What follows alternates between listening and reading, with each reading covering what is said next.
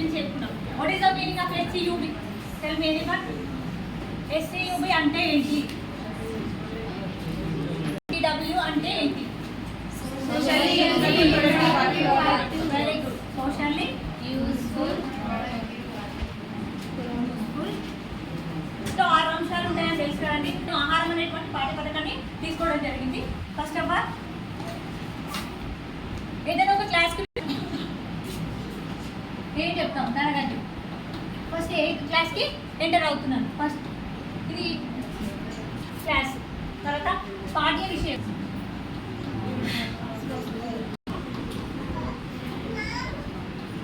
లక్ష్యాలు.